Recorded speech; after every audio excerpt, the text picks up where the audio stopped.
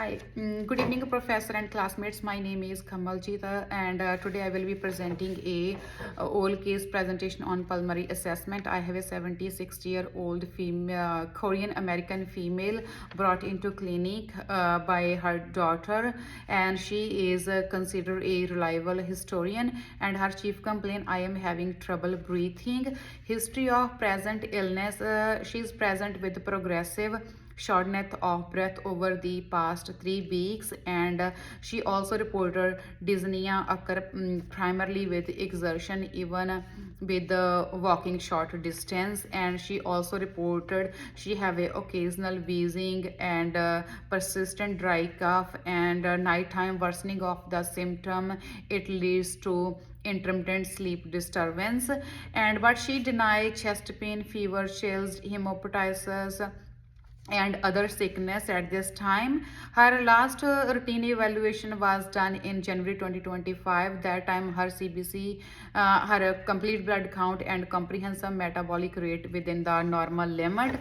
But in her previous pulmonary function test in 2025, shown an FEV1 of 65% predicted, and is constant with moderate COPD and mild restrictive lung condition. The patient reports she is on in constant with adherence to her inhaler regimen, and she never used any supplemental oxygenation. And patient present today due to worsening breathing and concern to declining respiratory function. In her past medical history, she have a chronic obstructive pulmonary disease, hypertension, hyperlipidemia, and she have a annually influenza and childhood pneumonia. She has a past surgical history, cholecystectomy in 2002 and cataract surgery in 2018, and she is up to date on her COVID-19 vaccination and pneumococcal and influenza vaccination. And she deny any food and drug allergies, but she reported she having environmental allergy to pollen. In her social history, she is a retired teacher, lives with husband in single story house, and she denied to use any tobacco, cigarette smoking, recreational and street drug, but she report occasional alcohol consumption. And she remain physically active with short walk 3 times a week. In her family history, mother died at 78 with the stroke, and father died 80 with heart disease. She have a one sibling, 85-year-old, alive with hypertension, and two daughters, 50 and 48-year, are healthy, no any medical history, and three grand children, they alive with healthy lifestyle and healthy, no any past medical history. During the review of the system, she have some significant positive findings: fatigue, shortness of breath with exertion, wheezing, dry cough, dry skin, and mild knee stiffness due to aging related. And she denied no fever, chest pain, sputum production, peripheral edema, and neurological symptoms. In the objective finding, vital signs, her vital signs in present time is temperature 98.4 degree Fahrenheit, blood pressure 142/78 mmHg, heart rate 88 beat per minute, respiration rate is 22 per minute, oxygen saturation 92 on room air. Her height is 5 feet 3 inches, weight 145 pound, and BM 25.7. On her physical examination, patient appear alert, calm, cooperative, but noted some mild respiratory distress with exertion. On her cardiovascular examination, reveals regular rate and rhythm without murmur.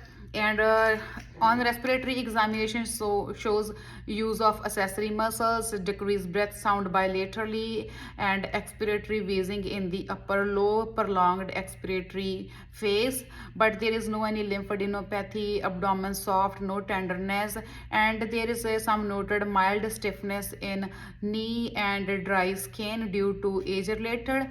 And she reported she have a mild anxiety due to her physical condition. On present I would like to on present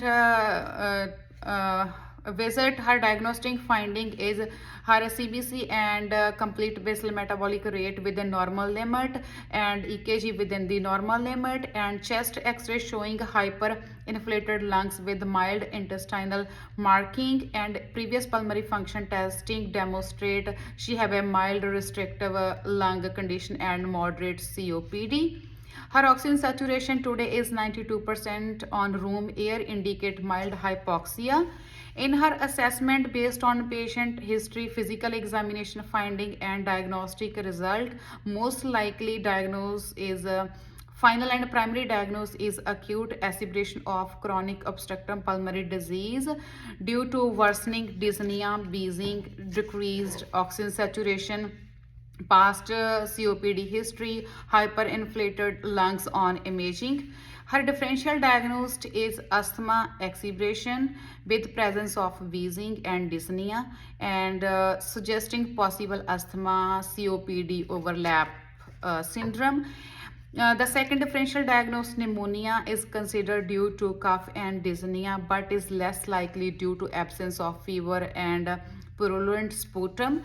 Her third differential diagnosis, heart failure exacerbation, can present with dyspnea but is less likely due to her EKG is normal and absence of edema, normal cardiac exam and imaging finding.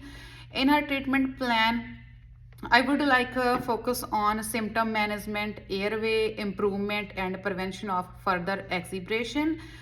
In her diagnostic, I would like suggest a repeat spirometry with bronchodilator testing to evaluate airflow reversibility, and arterial blood gas testing for oxygenation worsen, and sputum culture if productive cough develop. In her, I would like suggest pharmacological management with albuterol inhaler 2 puffs every 4 to 6 hours as needed, and prednisone 40 milligram for 5 days to reduce airway inflammation, and continue on fluoxetine inhaler twice daily. And I would like to suggest also, if oxygen saturation is decreasing, initiate the supplement oxygen to maintain her oxygen saturation more than 94% on room air.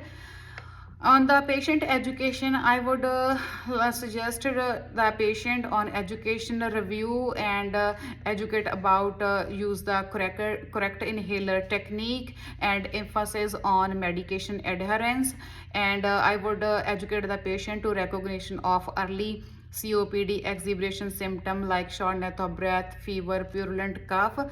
And although patient denies using cigarette smoking, but she also, I would like to suggest counsel about avoiding respiratory irritant and environmental triggers like smoke and strong perfume, pollution, strong chemicals, and plan for activities, rest between tasks, avoid overexertion, and do activities slowly and take some rest and take breathe during activity.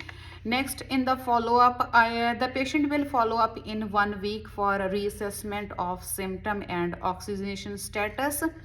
And also, as a patient can return soon if the symptom is worsen, and a patient go to the nearest medical emergency, in the medical emergency if the symptom is worsen like shortness of breath, fever, purulent cough or decrease oxygen saturation, and start telehealth due to oxygen saturation monitoring, and at the last continue routine preventive care. Thank you.